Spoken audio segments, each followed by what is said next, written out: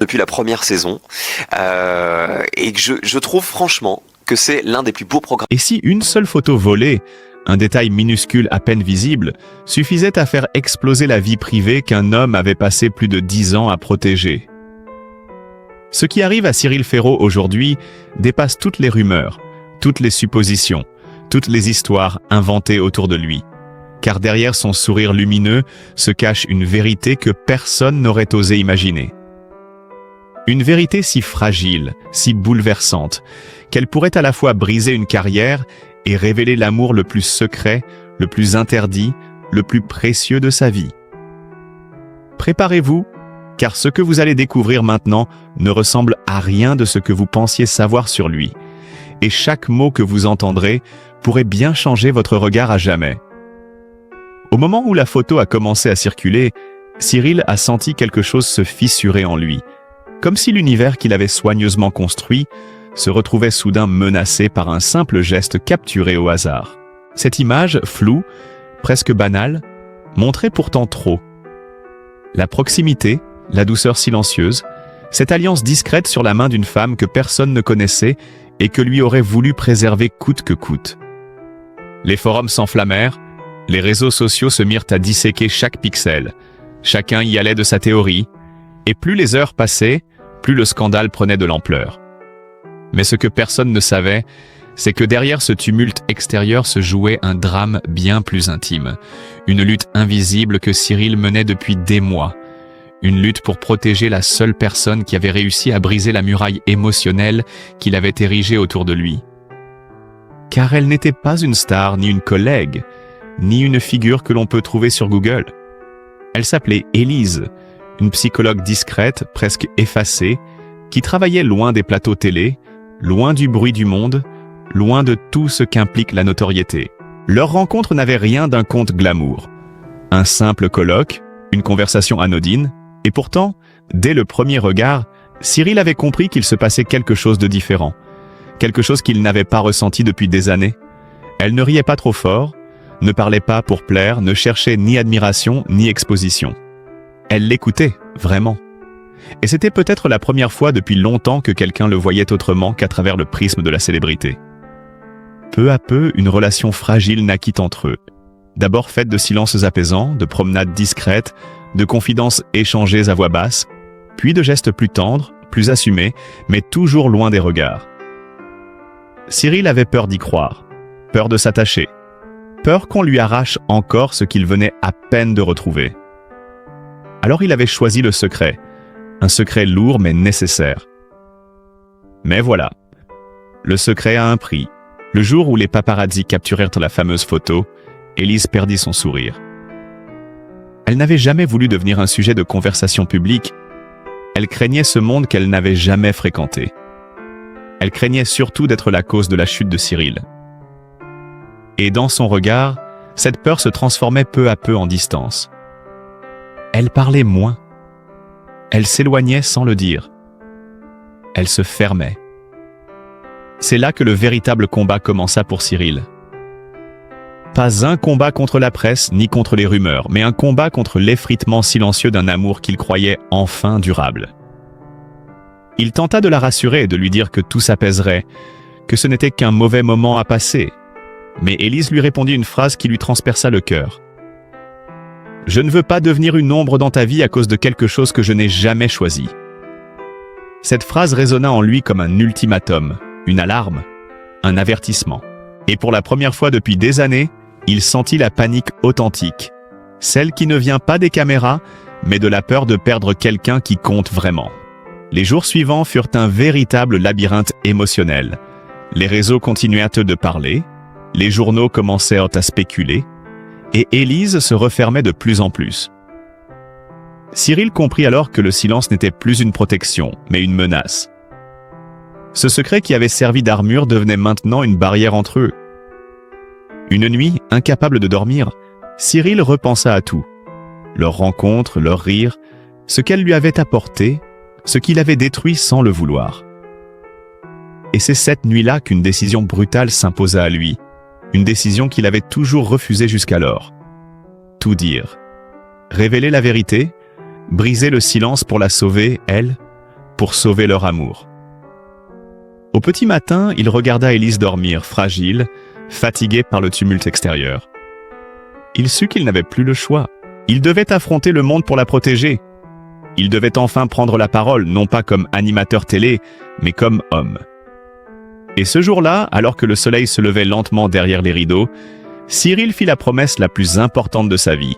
« Je ne te perdrai pas. Pas comme ça. Pas à cause d'un mensonge qui n'en était même pas un. » À partir de cet instant, son destin changea de trajectoire. Il allait tout révéler, quitte à déclencher une tempête plus grande encore.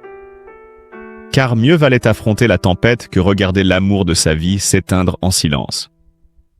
Lorsque Cyril annonça à son équipe qu'il souhaitait prendre la parole publiquement, personne ne comprit vraiment l'ampleur de ce qu'il s'apprêtait à faire. On le connaissait prudent, mesuré, presque trop professionnel pour laisser ses émotions traverser l'écran. Mais ce jour-là, son regard avait une détermination nouvelle, une gravité que même ses proches n'avaient jamais vue. L'interview fut programmée discrètement, presque en urgence, comme si le temps lui-même pressait Cyril de parler avant que tout ne lui échappe complètement. Pourtant, derrière cette décision courageuse se cachait un tourment bien plus profond. La peur viscérale de perdre Élise, de la voir s'éloigner encore, de sentir son amour glisser entre ses doigts sans avoir eu la chance de le défendre ouvertement. Dans la loge, quelques heures avant le direct, il se regarda dans le miroir et ne reconnut pas l'homme qui lui faisait face. Sa fameuse énergie lumineuse était remplacée par une vulnérabilité brute, une fragilité presque adolescente, celle des hommes qui s'apprêtent à défaire des années de silence d'un seul mot. Il songea à Élise, à sa voix douce, à sa façon de baisser les yeux quand elle se sentait dépassée, à son rire qui avait réussi à réchauffer des parts de lui qu'il croyait mortes. C'était pour elle qu'il était là, pour elle seule, et cette certitude lui donna assez de force pour respirer à nouveau. Lorsque l'interview commença, le premier silence qu'il laissa planer fut aussi lourd que le secret qu'il portait depuis si longtemps. Ce silence-là fit trembler les réseaux sociaux, avant même que les mots ne sortent de sa bouche.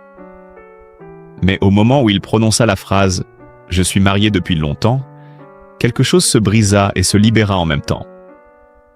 Ce n'était pas tant la révélation elle-même qui bouleversa le public, mais la sincérité nue qui l'accompagnait, la manière dont sa voix tremblait, la façon dont son regard se perdait un instant, comme s'il revivait chaque moment de douleur qu'avait causé le silence.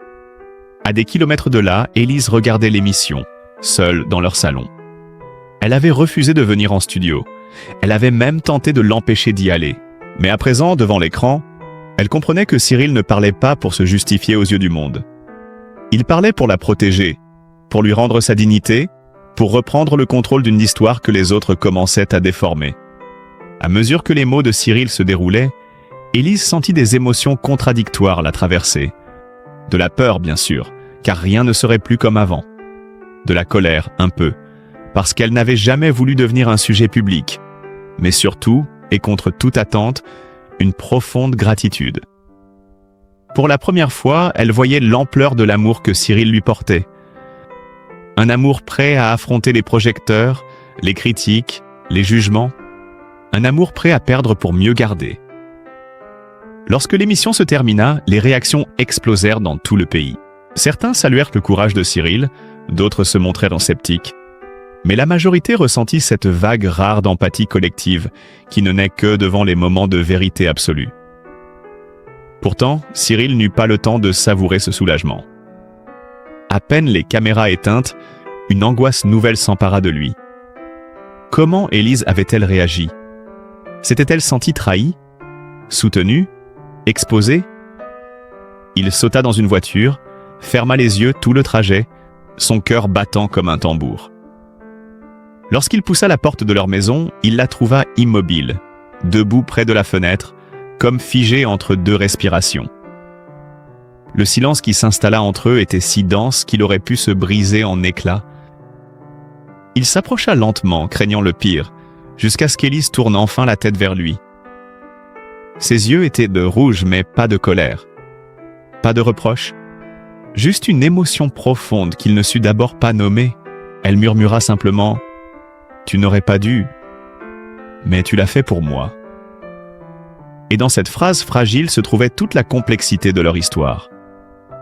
Il voulut parler, s'expliquer, mais elle lui prit la main, un geste minuscule mais immense, un pardon silencieux, un recommencement. Pourtant, ce n'était pas la fin de leurs épreuves. Dès les jours suivants, la presse tenta d'obtenir le moindre détail, son nom, son visage, sa profession. Les journalistes fouillèrent, insistèrent, se postèrent devant la maison. Élise, terrifiée, faillit tout abandonner à plusieurs reprises. Mais Cyril, désormais déterminé à ne plus reculer, devint son rempart. Il fit barrage, refusa les interviews, protégea chaque seconde de leur intimité. Ce fut une période étrange, suspendue, où l'amour et la peur cohabitaient, où chaque geste tendre était une victoire contre la tempête extérieure. Pourtant, au milieu de ce chaos, une vérité lumineuse s'imposa. Ils avaient survécu au pire. Ils avaient traversé la collision brutale de deux mondes, celui de la célébrité et celui de la simplicité. Et malgré les fissures, malgré les doutes, malgré les nuits blanches, ils étaient encore là, ensemble. Et sans qu'ils ne s'en rendent compte, ce tumulte les rapprochait chaque jour davantage, comme si la tempête avait révélé la solidité profonde, presque incomparable, de leur lien. Dans les semaines qui suivirent, quelque chose changea imperceptiblement entre Cyril et Élise. Non pas une rupture ni un éloignement, mais une lente transformation. Comme si la vérité publique avait déplacé les fondations invisibles de leur relation. Ils tentaient de reprendre leur vie normale, d'aller marcher main dans la main dans des rues discrètes, de boire des cafés dans des endroits tranquilles. Mais à chaque pas, ils sentaient le poids nouveau de l'attention qui glissait derrière eux comme une ombre persistante. Élise, qui avait toujours vécu dans la discrétion la plus simple, se découvrit soudain vulnérable à la curiosité du monde. Une voisine qu'elle connaissait à peine osa lui demander si tout cela en valait la peine. Un collègue lui lança un regard trop insistant. Un inconnu murmura son prénom qu'elle n'avait jamais donné à personne. Chaque petit geste, chaque remarque, chaque regard devenait une intrusion, un rappel qu'elle avait franchi un seuil qu'on ne peut jamais entièrement refermer. Cyril, de son côté, observait tout, attentif, nerveux, prêt à repousser le moindre danger comme un soldat posté devant les portes de son royaume. Mais plus les jours passaient, plus il comprenait que le véritable ennemi n'était pas la presse, ni les rumeurs, mais la peur qu'Élise tentait de cacher derrière ses sourires fatigue. Souvent, il la surprenait plongée dans un silence inhabituel, comme si elle évaluait la possibilité de disparaître à nouveau dans la paix qu'elle avait avant lui. Et chaque fois, cette idée le glaçait. Une nuit, alors que le vent frappait doucement contre les fenêtres, Cyril se réveilla et trouva le lit à moitié vide. Élise était assise dans le salon, enveloppée dans un plaid, les yeux perdus dans une lumière tamisée. Quand il s'approcha, elle ne se retourna pas immédiatement. « Je n'arrive plus à respirer », murmura-t-elle enfin d'une voix brisée. Il la rejoignit sans parler, s'assit près d'elle, laissant ses mains chercher les siennes. Elle continua. « Je ne savais pas que l'amour pouvait coûter autant. Ce n'est pas toi, c'est ce monde autour de toi. Je ne suis pas faite pour cela. » Cette confession le transperça plus violemment que toutes les critiques qu'il avait reçues dans sa carrière. Il sentit une panique sourde dans sa poitrine, une panique primitive, celle de perdre ce qui donne un sens au reste. Il lui parla alors comme il ne l'avait jamais fait, avec une honnêteté nue, presque brutale. Il lui dit combien elle avait transformé sa vie, comment elle avait réveillé en lui une part d'humanité qu'il croyait irrémédiablement abîmée.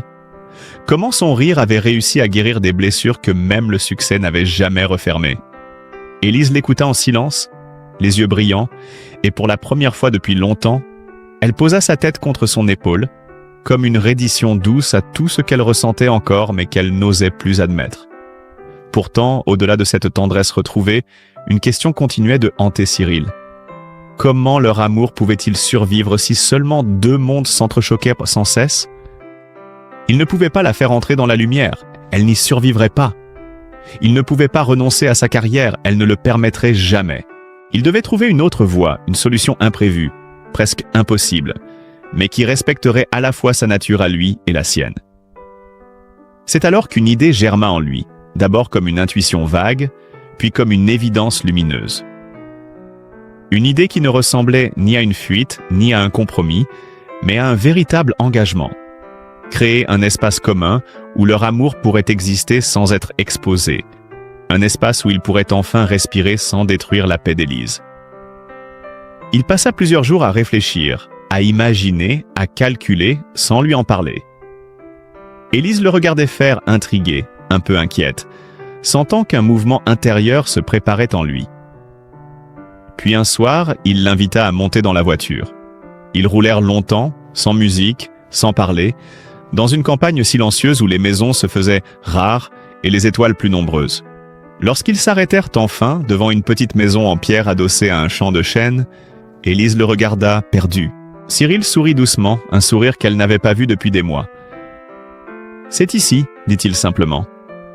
Ici, personne ne nous connaît, personne ne nous attend, personne ne nous juge. C'est notre endroit à nous, si tu le veux. » Élise resta muette, émue, débordée. Et dans ce silence-là, un silence qui ressemblait à une seconde naissance, Cyril comprit qu'il venait enfin de trouver un équilibre possible, une passerelle entre l'ombre et la lumière, un refuge où leur amour pourrait guérir des blessures de ces dernières semaines. Ce soir-là, sous les branches immobiles d'un vieux chêne, ils firent le pacte le plus silencieux mais le plus solide de leur histoire. Se choisir malgré tout, encore et encore, même lorsque le monde extérieur cherchait à les séparer. Les semaines qui suivirent leur installation dans cette petite maison, entourée de chênes, furent pour Cyril et Élise une parenthèse presque irréelle, comme si le monde avait momentanément cessé d'exister derrière les murs en pierre et les arbres immobiles qui veillaient sur eux. Pour la première fois depuis longtemps, ils se réveillaient sans la peur d'être observés, sans le poids du jugement ou de la rumeur. Élise reprenait doucement son souffle, retrouvant cette sérénité fragile qui avait séduit Cyril dès les premiers instants. Pourtant, même dans cette bulle de paix, une tension subtile demeurait, une sorte de battement sourd dans le silence. La conscience que ce refuge n'était pas éternel et que tôt ou tard, il devrait affronter le monde à nouveau. Cyril, lui, observait ce retour progressif à la douceur, avec un mélange d'émotion et d'inquiétude. Il voyait Élise sourire davantage, dormir mieux, marcher plus librement, mais il voyait aussi dans ses yeux cette lueur de vulnérabilité, celle d'une femme consciente que le moindre souffle extérieur pouvait faire voler en éclats l'équilibre qu'il venait à peine de reconstruire. Il se promit alors de renforcer cette paix, de la consolider par quelque chose de tangible, de réel, de durable. Et c'est ainsi qu'un rituel inattendu prit naissance entre eux. Chaque matin, avant même de parler, ils sortaient sur le petit terrain derrière la maison et restaient quelques minutes en silence devant un jeune chêne qu'ils avaient planté ensemble. Pour Élise, il représentait une renaissance. Pour Cyril, il représentait une promesse, une racine commune, indéracinable, qui défierait les tempêtes. Cette simplicité devint leur ancre, leur protection. Un rituel dont personne ne connaissait l'existence, mais qui, pour eux, valait tous les serments du monde. Pourtant, à mesure que la paix reprenait ses droits dans leur vie, un dilemme commença à ronger Cyril. Il avait dévoilé leur relation au public, accepté de briser le silence pour protéger Élise, mais il n'avait jamais réellement expliqué le rôle qu'elle avait joué dans sa vie intérieure, ce qu'elle avait soigné en lui, ce qu'elle avait réparé sans le vouloir. Une part de lui avait envie de partager cette vérité, de montrer que derrière le présentateur souriant se cachait un homme qui avait longtemps porté des cicatrices invisibles. Mais une autre part, plus prudente, lui rappelait que tout dévoiler risquerait de trahir la confiance d'Élise et de fragiliser encore une fois ce qu'ils avaient reconstruit avec tant de difficultés.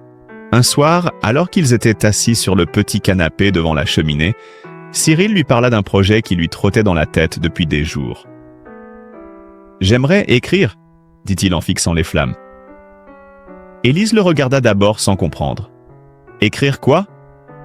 Il prit une longue inspiration avant de répondre. « Pas notre histoire directement, mais ce que cette histoire m'a appris. Ce que tu m'as appris. » Elle se crispa légèrement, il le sentit aussitôt. Elle avait peur que leurs moments intimes deviennent matière à exposition, même sous une forme masquée. « Je n'écrirai rien qui puisse te mettre en danger, » la rassura-t-il. « Ce serait plutôt un livre sur la façon dont on peut aimer en silence, sur la manière dont le monde moderne dévore l'intimité, et sur ce qu'on peut encore protéger malgré tout. » Élise resta silencieuse, réfléchissant. Puis elle dit doucement « Si tu écris, alors écris sur toi. Pas sur nous. Pas sur moi. » Cette nuance s'imprima dans le cœur de Cyril comme une règle sacrée. Et c'est ainsi que naquit le premier brouillon d'un ouvrage qu'il écrivit nuit après nuit, dans le calme trompeur de la campagne. Un livre qui n'était ni une confession ni un récit d'amour, mais une exploration subtile de la fragilité humaine et du prix du bonheur. À mesure que l'écriture avançait, Élise le regardait faire avec une forme de tendresse inquiète. Elle voyait combien ce projet le transformait, combien les mots libérèrent des tensions anciennes. Mais elle voyait aussi que, plus il écrivait, plus il se confrontait à ses propres peurs, à ses propres contradictions. Un soir, alors qu'il posait enfin son stylo, Cyril confia à Élise une vérité qu'il n'avait encore jamais formulée. « Ce livre, ce n'est pas pour le public, c'est pour moi. Pour comprendre comment j'ai failli te perdre, et comment je ne veux plus jamais que cela arrive. » Élise, bouleversée, posa sa main sur la sienne et murmura « Alors finis-le. Et quand tu l'auras terminé, nous verrons ensemble ce que nous devons en faire. » Ce fut l'un des moments les plus intenses de leur histoire, non pas pour son amplitude dramatique, mais pour sa douceur profonde, cette douceur qui renforçait un lien que la tempête avait tenté de briser. Mais la vie, imprévisible comme toujours, s'apprêtait à leur présenter un nouveau défi. Un défi qui n'avait rien à voir avec les médias ni avec le regard du public, mais qui allait mettre à l'épreuve la solidité même de leur amour. La confrontation avec le passé d'Élise. Un passé qu'elle n'avait jamais raconté entièrement. Un passé qui commençait maintenant à refaire surface, avec une violence qu'aucun des deux n'aurait pu anticiper. Le passé d'Élise ressurgit d'abord de manière presque imperceptible, comme une ombre discrète glissant entre leurs journées tranquilles. Un détail minuscule que Cyril ne remarqua pas immédiatement. Un courrier qu'elle dissimulait trop vite, un nom qu'elle feignait de ne pas entendre. Un frisson à peine visible lorsqu'un numéro inconnu apparaissait sur son téléphone. Ce n'était pas de la peur ouverte, mais une nervosité profonde, enracinée, une tension qu'elle tentait d'absorber en silence. Cyril, absorbé par l'écriture de son livre, ne prêta d'abord pas attention à ces signes, croyant qu'il s'agissait simplement du stress résiduel causé par l'exposition médiatique. Mais un soir, alors qu'il revenait d'une interview, il trouva Élise assise dans la cuisine, immobile, les mains crispées autour d'une lettre qu'elle semblait incapable d'ouvrir ou de jeter. Quand elle leva enfin les yeux, il y lut quelque chose qu'il n'avait jamais vu chez elle. Une panique muette, presque enfantine. « Je ne voulais pas t'inquiéter, » murmura-t-elle d'une voix tremblante. « Mais il faut que je t'explique quelque chose. » Cyril sentit son cœur se contracter, non pas de jalousie ou de méfiance, mais de cette peur particulière qui naît lorsqu'on sent que l'être aimé porte un poids trop lourd, un poids dont on ignore tout. Élise prit une longue respiration, comme si chaque mot qu'elle s'apprêtait à dire risquait de réouvrir une blessure ancienne. « Il y a des années, longtemps avant toi, j'ai vécu une histoire compliquée, pas dangereuse, mais destructrice. » Elle marqua une pause, ses yeux fixés sur le sol. « Et cette personne revient. » Cyril resta silencieux, respectant cet espace fragile où la vérité cherche à naître. Elle continua. « Je l'ai quittée sans bruit, sans explication. C'était la seule façon de m'en sortir. Je ne voulais plus de ce contrôle, de cette pression, de cette façon qu'il avait de décider pour moi. Il ne m'a jamais frappé. Ce n'était pas ça, c'était pire. Il étouffait tout en moi, mes choix, mes envies, mes pensées. Je suis parti quand j'ai compris que je n'étais plus moi-même. » Elle serra la lettre entre ses doigts. « Et maintenant, il m'écrit. Il veut me revoir.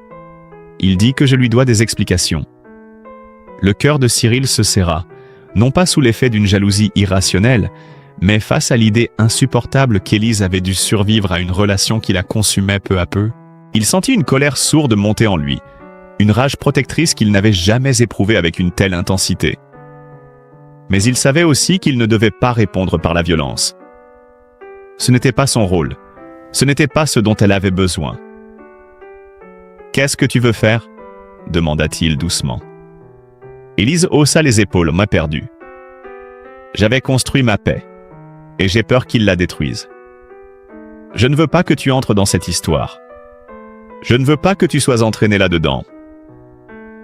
Je suis déjà dedans, répondit-il simplement, et ce fut peut-être la phrase la plus honnête qu'il ait jamais prononcée. Les jours suivants furent marqués par une tension nouvelle. Cyril surveillait chaque voiture qui passait trop lentement devant la maison, chaque message inconnu, chaque bruit inhabituel. Élise tentait de vivre normalement, mais il voyait bien qu'elle sursautait à chaque notification, à chaque lettre dans la boîte, à chaque silhouette croisée dans la rue. Un soir, tout bascula. Ils rentrèrent d'une promenade quand ils virent une silhouette immobile devant la clôture. Un homme. Pas menaçant, pas bruyant, trop calme, trop fixé sur eux. Élise devint blême. L'homme s'avança d'un pas, sans agressivité, mais avec cette assurance glacée que possèdent ceux qui pensent avoir encore un droit sur une vie qui ne leur appartient plus. Cyril sentit son sang se glacer, son instinct protecteur exploser. Il fit un pas en avant pour se placer devant Élise. « Vous devez partir, dit-il d'une voix basse mais ferme. » L'homme le détailla avec une lenteur méprisante, comme si Cyril n'était qu'un obstacle temporaire. « Je veux juste parler avec elle. » Élise tremblait derrière lui. « Vous ne lui parlerez pas, continua Cyril. Et si vous revenez, je porterai plainte. » L'homme sourit. Un sourire qui n'avait rien d'humain. Puis il partit sans un mot. Ce soir-là, Élise éclata en sanglots dans les bras de Cyril, libérant des années de peur contenue. Pour lui, quelque chose devint clair. Il ne s'agissait plus seulement de préserver leur amour. Il s'agissait de protéger Élise de son passé, de l'aider à reprendre totalement possession de sa vie. Les jours qui suivirent furent un combat silencieux. Cyril contacta un avocat, prit des mesures, sécurisa la maison, organisa leur quotidien pour qu'Élise ne soit plus jamais seule. Et au milieu de cette tempête, une force nouvelle naquit en elle, comme si l'épreuve réveillait un courage insoupçonné. « Je ne fuirai plus, dit-elle un matin. Cette fois, je veux tourner la page moi-même. » Cyril la regarda admiratif. Elle n'était plus seulement la femme qu'il avait rencontrée dans un café. Elle devenait une femme qui se relevait de son passé, une femme qui choisissait la lumière malgré les ombres. Et lui, pour la première fois, comprit qu'ils étaient en train de bâtir quelque chose de bien plus grand que le secret, bien plus profond que la peur. Une histoire d'amour assez forte pour affronter non seulement le monde extérieur, mais aussi les fantômes silencieux qui hantent les êtres qu'on aime. Si cette histoire vous a touché, si vous aussi ressentez la fragilité et le courage qu'il faut pour protéger l'amour, alors offrez à Cyril et Élise un geste de soutien. Laissez un like, partagez la vidéo et abonnez-vous à la chaîne pour continuer à suivre ces récits humains, sincères et profonds. Votre présence compte plus que vous ne l'imaginez.